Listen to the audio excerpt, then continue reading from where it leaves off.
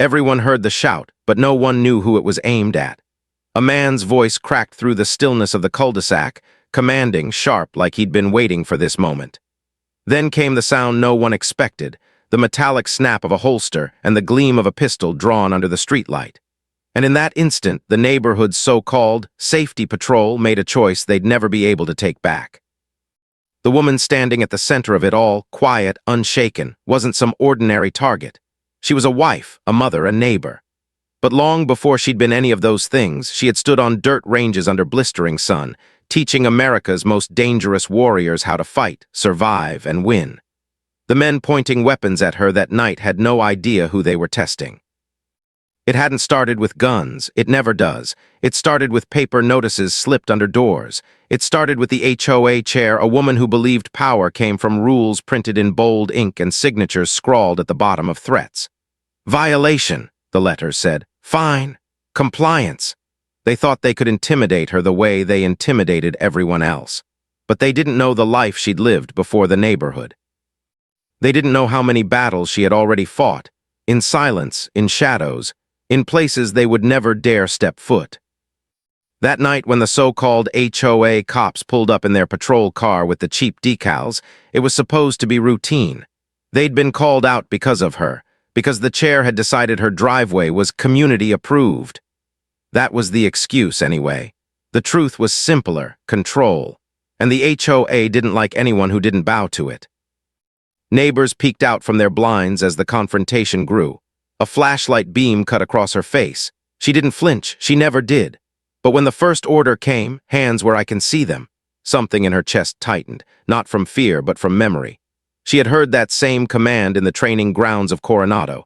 She had barked it herself hundreds of times at men who were learning what it meant to survive combat. Her husband stood a step behind her, fists clenched, blood rising to his face. But she didn't move. She just let the silence stretch, her eyes locked on the one officer who dared to raise his weapon toward her chest. His hand trembled, and for a flicker of a second she almost pitied him. Almost. Because she knew he had no idea who he was facing. The neighborhood was frozen. The crickets had gone quiet. Even the air seemed to thicken. And then came the breaking point, the officer's voice cracking louder, his nerves showing through. "Don't make me do this," he shouted. The gun wavered in his hand, tilting too close, too reckless. And she spoke for the first time. Her voice was low, steady, cutting through his panic like a blade. "If you're going to point that weapon," she said, "you better know how to use it."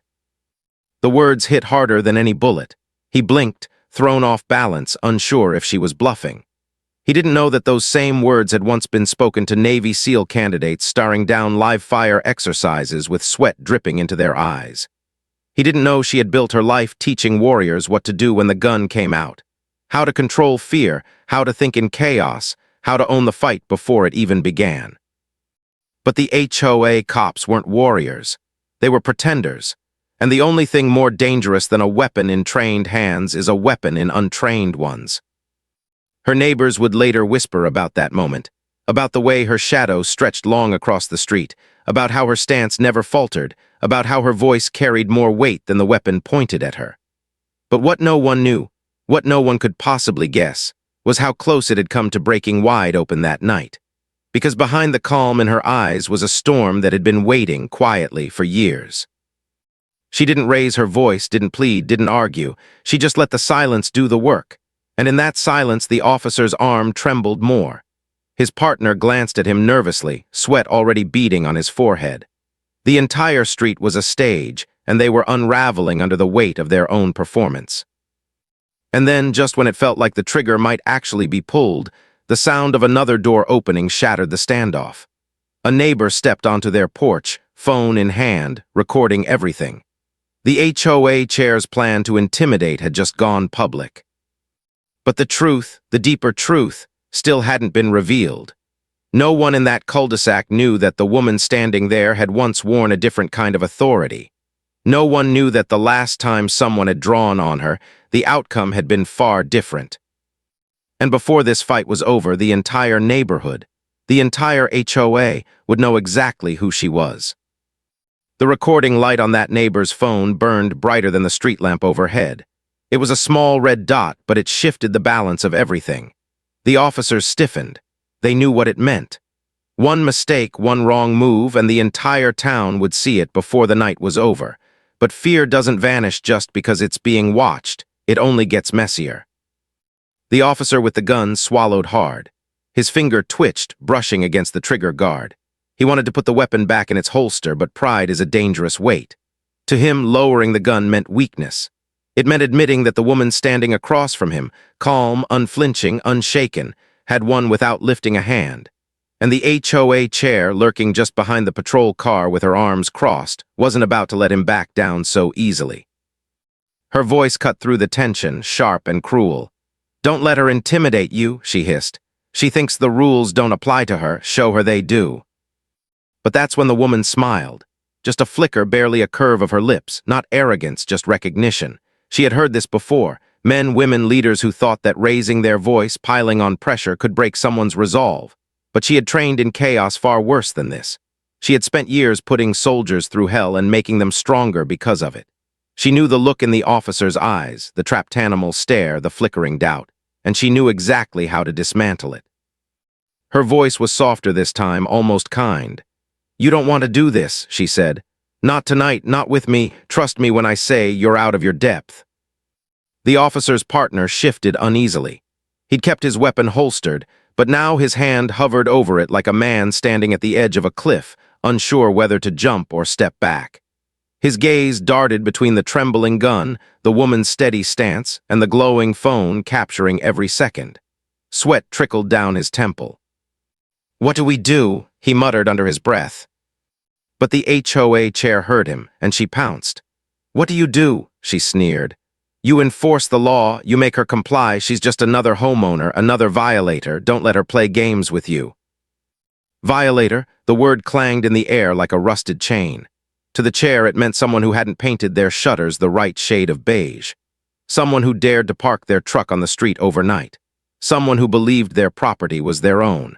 But to the woman standing tall under the flashlight's beam, violator meant something else entirely. It meant enemies breaching walls. It meant lives at stake. It meant men being tested under fire, where a mistake didn't cost a fine, it cost a life. She stepped forward, slow and deliberate. The officer's gun jerked higher, his knuckles whitening. Gasps echoed from the neighbors watching through curtains, but her voice was still calm. "Do you even know how to clear your sight picture?" she asked him softly. "Do you know what happens when your arm shakes like that? You miss, you panic. And when you panic with a gun in your hand," she let the words trail off into the night air, heavy with implication. The silence that followed was unbearable. The officer blinked, his breathing ragged. And then, with a trembling exhale, he lowered the weapon. The neighborhood seemed to breathe again all at once. Blinds snapped shut. A few people whispered. Someone muttered, "Thank God." But the HOA chair's face burned red with fury. This wasn't the outcome she wanted. She had promised the board that she'd put an end to this woman's defiance, that she'd make an example of her. And now, in front of witnesses, in front of cameras, her plan was unraveling. "You're finished here," the chair snapped, stepping forward. "Do you hear me? You think you can disrespect this community, but I'll see to it you're fined, sued, removed if I have to." The woman's husband finally spoke, his voice rough with anger he'd been holding back. "You just pointed a gun at my wife because her car was parked on her own driveway, and you think you're in the right?" His words cut sharp, carrying down the street. "You're going to regret this." But his wife didn't move, didn't raise her voice. She just studied the HOA chair the way a tactician studies terrain. She could see it now, the way power had rotted her from the inside, the way she clung to her role as though the title of HOA president gave her dominion over lives. It was laughable in a way. On military bases, she had watched commanders carry the weight of nations. Here, this woman carried the weight of mailbox colors and lawn heights, and still it had crushed her spirit. Her own spirit, though, it wasn't breaking, not tonight, not ever. The officers retreated to their car, shame pulling their shoulders down. The chair spat curses under her breath, promising consequences. But the woman simply turned back toward her husband, her steps steady, her posture unshaken. Inside, when the door closed behind them, he exhaled hard, packing. "They drew on you," he said, his voice tight. They actually drew a gun on you for this HOA nonsense. I can't believe it. But she could. She had seen fear do stranger things to men in uniforms. She had seen untrained hands reach for weapons because they thought weapons gave them control. And she knew this wasn't over, not by a long shot. Because the chair wouldn't rest, the officers wouldn't forget the humiliation, and the neighbors, now that they'd seen her stand tall against a drawn gun, they'd start asking questions. Who was she really? How could she face down a weapon without a blink? And why did the words she spoke carry more force than the pistol itself? Those questions would spread. Whispers would grow. And the answer, the truth about who she was, what she had done, and why she was not the woman to test, was a truth that the HOA was about to learn the hard way. Everyone thought the night would end there, but nothing really ends when pride is bruised. By the next morning, the HOA chair was already on the warpath. Her voice carried across phone lines, into inboxes, onto the front porches of anyone who would listen. She disrespected authority, the chair declared. She made a mockery of our rules. If we let her get away with it, the whole neighborhood falls apart. The words spread like wildfire, twisted with each retelling. Some neighbors muttered that the woman had stared down a gun without blinking. Others whispered that she'd threatened the officer with something dangerous, though no one could say exactly what. And then there were the stories that carried more weight, the ones too vivid to be dismissed. She looked at him, one neighbor insisted, and he lowered his weapon like he was being commanded. The HOA didn't want to admit it, but they were rattled. Something about her was different, something they couldn't explain. That difference showed itself even more clearly the next day. The woman was outside, pulling weeds near her driveway, calm as ever, when a group of neighbors passed by walking their dogs. They hesitated at the sight of her. One finally asked, nervously, "How did you stay so calm last night? I'd have fallen apart." She didn't answer right away. She just looked up at them, a small smile on her face, and said, "You don't lose control when you know exactly what you're capable of." The words lingered in the air, unsettling. Most people boasted when they wanted to sound strong. But she hadn't said it like a boast. She had said it like a fact, a truth that needed no proof. That unsettled the HOA even more. By midweek, the board had called an emergency meeting. Flyers slipped into mailboxes, urging community members to attend. Inside the clubhouse, the chair stood at the front, her arms folded tight, her voice sharp with anger disguised as concern. "This isn't just about last night," she told the group. "This is about a pattern of defiance. She doesn't respect the rules we all agreed to. She's dangerous." "Dangerous," someone repeated, "for parking in her own driveway." The chair's eyes narrowed. She threatened an officer. She stepped forward when she was ordered to stand still. That is escalation. That is a risk to all of us. But even as she spoke, she could feel it. The doubt in the room. The way some residents shifted in their seats, arms crossed, eyes skeptical. She was losing them, and she knew it. That night back at home, the woman sat quietly with her husband. He was still restless, packing the living room. "They're going after you harder now," he said. "I can feel it. They want to turn the whole neighborhood against us." She leaned back in her chair, her gaze steady. "Let them try." Her voice was calm, but her mind was busy. She had been here before. Not this cul-de-sac, not this HOA battlefield, but the feeling. The pressure of people circling, the sharp edge of doubt, the whispers that built into storms. She remembered recruits who cracked under it, who folded when the weight grew too heavy. And she remembered teaching them that pressure isn't the enemy. It's the forge. Still, something about this was different. These weren't soldiers bound by honor. These were neighbors bound by gossip. And in some ways, gossip cut deeper than bullets. The days that followed proved it. Notes appeared on her lawn, scribbled in hurried handwriting. "Go back to where you came from. You don't belong here." Anonymous, of course. Cowards never signed their names.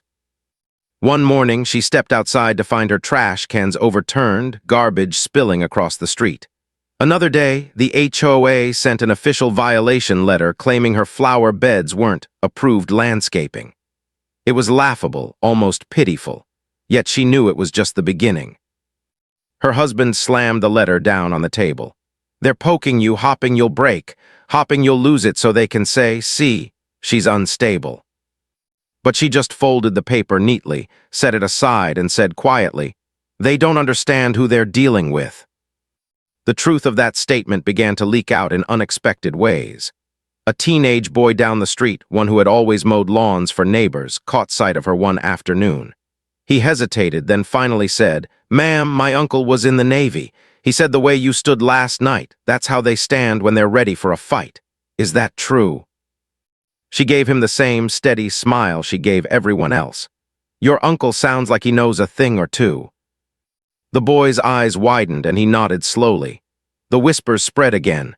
By the end of the week, half the street was convinced she had a past none of them had ever guessed. The HOA chair hated it. Hated the loss of control, hated the fact that fear of this woman was turning into respect. And so she pushed harder. She called in favors, rallied the board, plotted ways to force the woman into submission. She wanted to strip her down, expose her, humiliate her. But what the chair didn't understand was simple.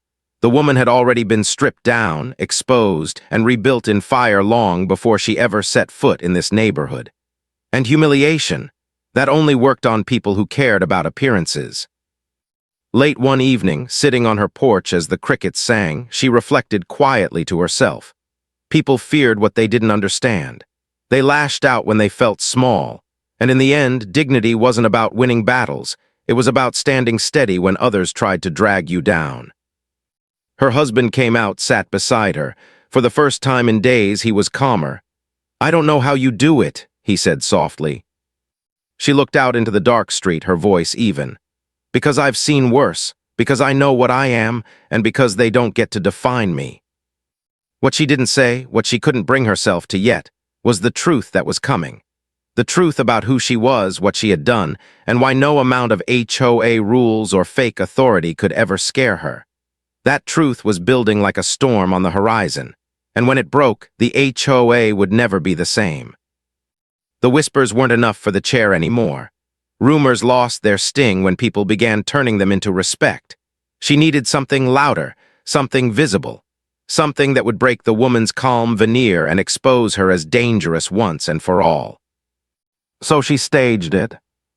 It began with a letter, official-looking, stamped with HOA insignia. It claimed the woman had violated noise ordinances, though everyone in the neighborhood knew she barely spoke above a calm tone. It didn't matter. The chair wanted a paper trail, wanted ammunition for the next step, and the next step came faster than anyone expected. On a Friday night, when most families were winding down, 2 HOA patrol cars pulled up outside the woman's home again. Their sirens weren't loud, but their flashing lights splashed red and blue across every window on the street. The message was clear: public humiliation. Inside, her husband's face went pale. "Not again," he muttered, fists clenching. "They're pushing too far." But she was already standing, already slipping her shoes on with the same quiet steadiness she always carried. "Then let's go see what they want." The crowd gathered quickly. Neighbors leaned on fences, stepped onto porches, whispering among themselves. Some were eager for drama, others uneasy. But all eyes were fixed on the woman as she stepped into the wash of lights, her silhouette sharp against the glow. One of the officers, different from before, younger, full of bravado, announced loudly, "Ma'am, you're in violation of multiple community codes. You've ignored official warnings. We're here to issue an order." She raised an eyebrow, unimpressed. "An order?" "Yes," the chair cut in, striding forward with self-importance. "Effective immediately, you're suspended from all community privileges. You are barred from the clubhouse, from community events, from the pool." Her husband laughed bitterly. "We don't use any of those things." But the chair wasn't finished. Her smile twisted. "And if you continue to resist compliance, we'll pursue legal action. We'll make sure you and your family regret ever moving here." The crowd stirred. Threats like that didn't sound like community management. They sounded like war. And then came the moment the chair had been waiting for. One of the officers stepped too close, blocking the woman's path, his hand resting conspicuously near his holstered weapon. He puffed his chest out, his voice sharp. "For your own safety, ma'am, I suggest you cooperate." The neighborhood froze again, just like the week before. Everyone knew what this was, a provocation. A staged showdown meant to push her into snapping. to catch her on camera losing control so the chair could say, "See, she's unstable, she's dangerous." But she didn't snap. She looked at the officer, studied his stance, the way his weight leaned forward on the balls of his feet. And then, calmly, she stepped to the side. Just one step, enough to throw him off balance, enough to make him stumble slightly, his own nerves betraying him. "You're not ready for this," she said softly, so only he could hear. "And if you draw that gun, you won't be able to control what happens next." His eyes widened, a flicker of fear breaking through his bravado. He stepped back without realizing it, his hand drifting away from his weapon. The crowd murmured. The chair's plan was unraveling again. Rage burned in her eyes as she hissed, "You think you're untouchable. You think you're smarter than this community. You're nothing but a fraud." And that's when the woman finally let the truth slip, just a little. Her voice carried, low but clear, every word cutting through the heavy night air. "I've trained men tougher than any of you to survive combat. I've stood where real bullets fly. You think your little rules and fake patrol cars scare me?" The crowd gasped, whispers rippled instantly. Trained men, combat, the words hit like a stone in still water, sending waves across the cul-de-sac. For the first time, the chair faltered. Her husband stepped closer to his wife, his voice proud, steady. "She's not the one you should be worried about. She's the reason men come home alive. And you're just playing dress-up with clipboards and citations." The officers looked lost, their confidence crumbling. Cameras clicked, phones recording everything, neighbors capturing the standoff for the world to see. The HOA had wanted a show, and they got one, but not the show they planned. The woman turned back toward her house, her hand brushing her husband's arm as if signaling it was over. But before stepping inside, she paused, looking over her shoulder at the chair. "You should be careful," she said quietly. "Because the more you push, the more everyone here will see exactly what kind of person you are." The door shut behind her and the neighborhood buzzed with energy. Some were in awe, some afraid, some simply stunned. But one thing was certain, no one could dismiss her anymore as just another homeowner. She had shown a glimpse of who she was, and it was more than the HOA had bargained for. Inside, her husband looked at her with a mix of pride and worry. "You let it slip," he said softly. She sat down, untying her shoes. "I let them hear just enough. Sometimes that's all it takes." But even as she spoke, she knew it wasn't over. The chair wouldn't stop, not after being humiliated twice. She would double down, scheme harder, find new ways to strike. And the officers, ashamed, embarrassed, might come back again, this time more reckless, more desperate to prove themselves. The storm was building, and she could feel it in her bones. The question wasn't whether another confrontation was coming. It was how far the HOA was willing to go. And what they didn't realize was simple. Every step they took deeper into this fight was a step into her world. And in her world, she never lost. The days that followed were not quiet, nor were they calm. The HOA doubled down, filing formal complaints, sending letters laced with legal threats, and whispering rumors around the neighborhood that Alex and Jenna were violent and unstable. The irony would have been laughable if it weren't so dangerous. Jenna, a woman who had spent years teaching some of the most disciplined warriors on the planet, was now being painted as reckless. Alex, a man who had fought to preserve peace, was now accused of disturbing it. One morning, Jenna found a notice pinned to their door. It wasn't just another petty warning about yard violations or unapproved fencing. This time, it declared that their property was under emergency review for safety concerns. The HOA claimed their home was a risk to the community, and they were considering measures to restrict access, essentially threatening to lock them out of their own house. Alex crumpled the paper in his hand, his jaw tightening. "They're escalating. They're trying to force us into making a mistake." Jenna nodded, but her eyes hardened. "Then they don't know who they're playing with." That afternoon, HOA representatives showed up again, clipboards in hand, snapping pictures of their porch and yard like vultures circling prey.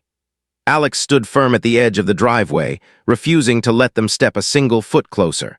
But what neither Alex nor Jenna expected was the sound of tires screeching at the corner.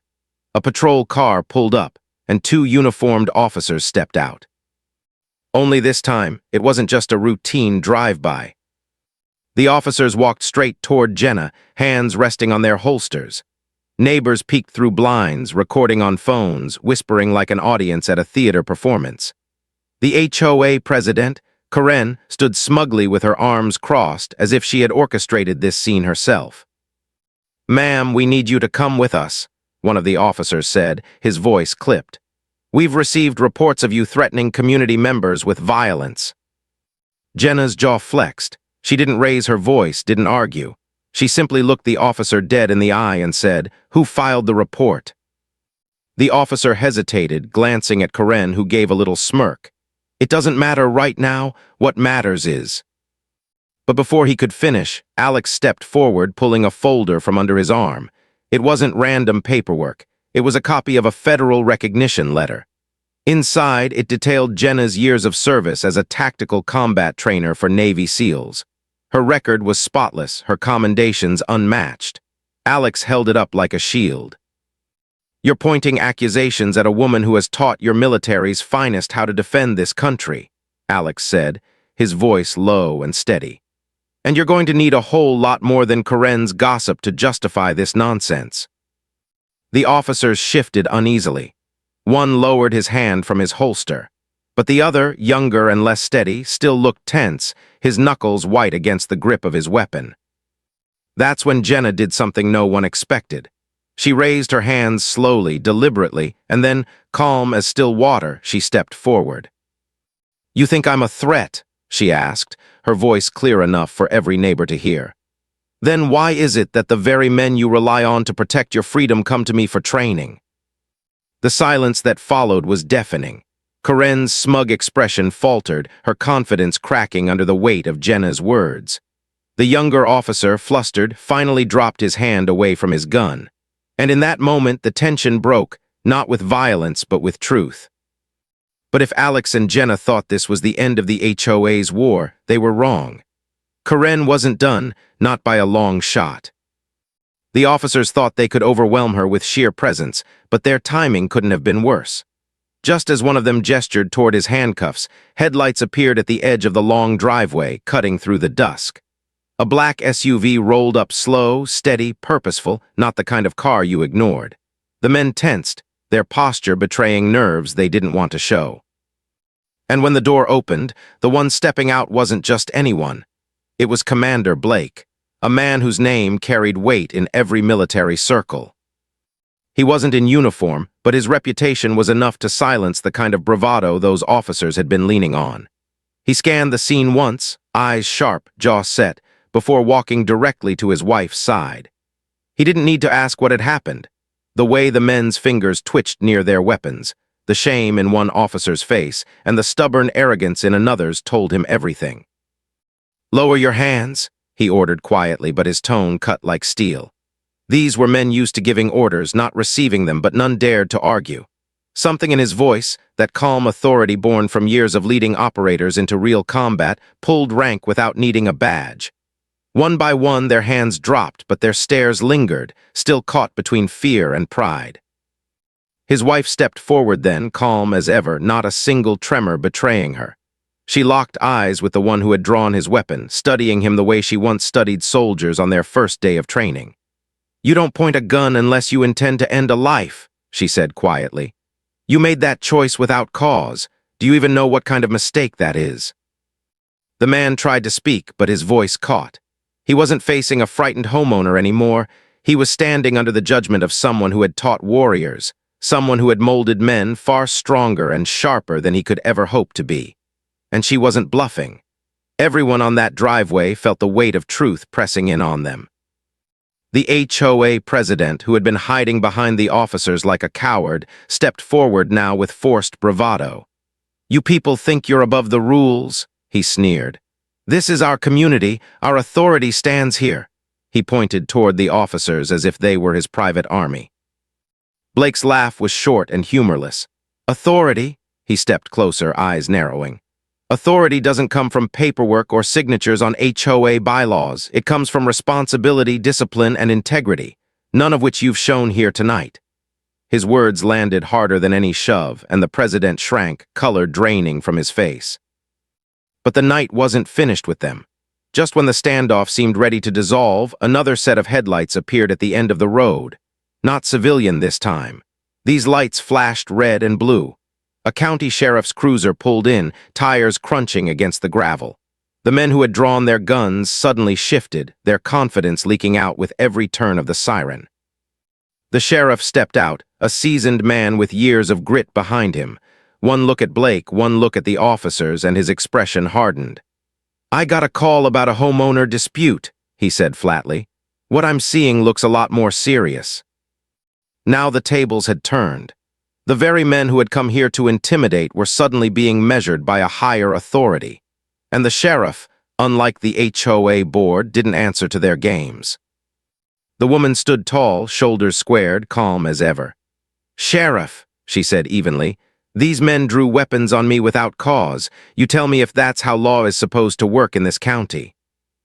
For the first time all night, silence fell heavy. The officers shifted uncomfortably, knowing their actions had crossed a line far beyond HOA politics.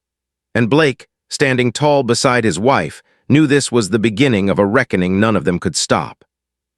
Because in that moment, every lie, every misuse of power, every reckless choice the HOA had made was about to come crashing down under real authority, the kind you couldn't bully or bend. The question was no longer whether the HOA could win. It was whether they could survive what was coming. The night had settled into a tense calm, but inside their home, the storm was just beginning. After the confrontation, the HOA president had spread his version of the story like wildfire, and by morning, neighbors were whispering behind fences, scrolling through emails the board had blasted out, painting Sarah as a dangerous threat. Some even crossed the street to avoid her, shaking their heads as if they'd just uncovered a scandal. Yet Sarah and Michael didn't retreat. They held their ground, knowing silence would only feed the narrative. Instead, Sarah began training quietly in their backyard, not for herself, but for the community kids who admired her discipline. What started as a few teens asking for self-defense tips turned into structured evening sessions, where young men and women from the neighborhood learned how to stand tall, defend themselves, and walk with respect.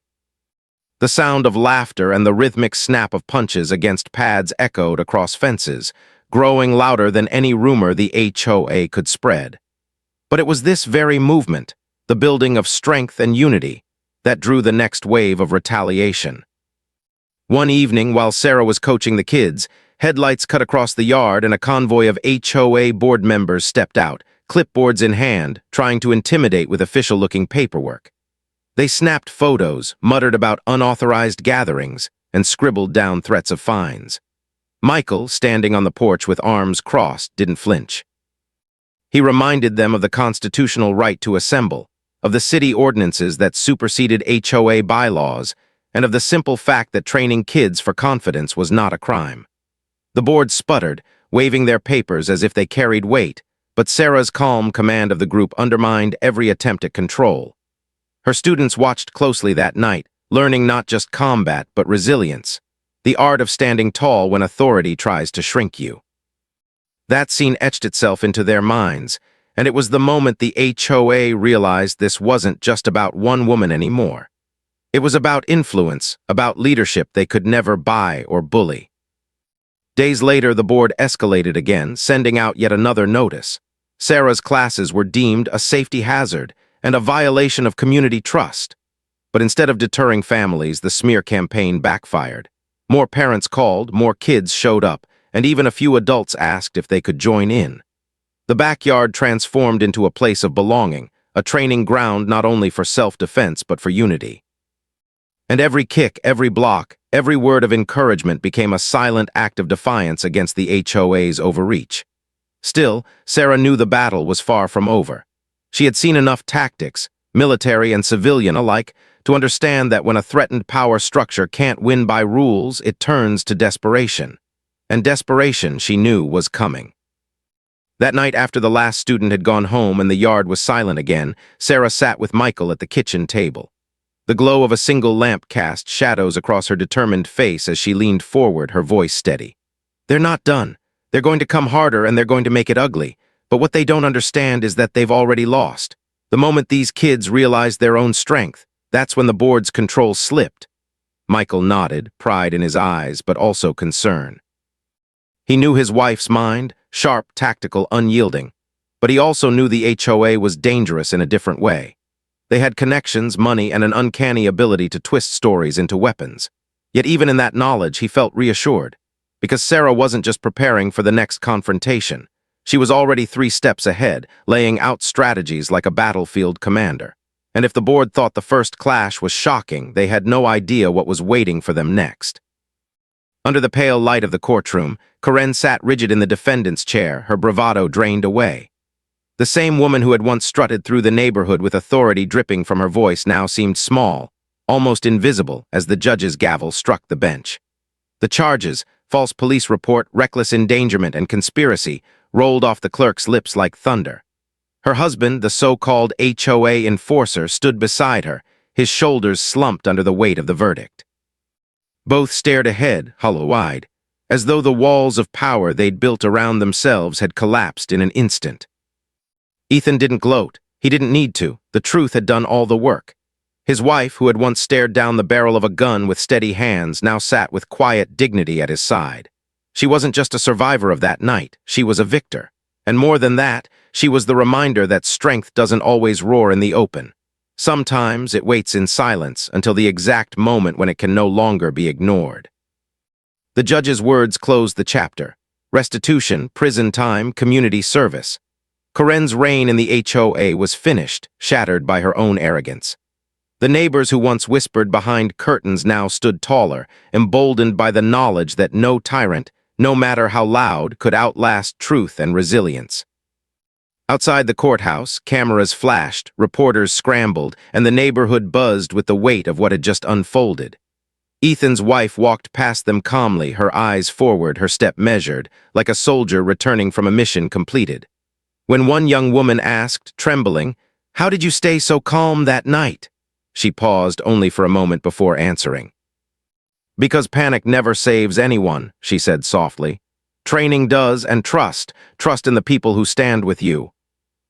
Ethan felt something loosen in his chest then, a tension that had held him since the night those flashing lights turned his cabin into a war zone.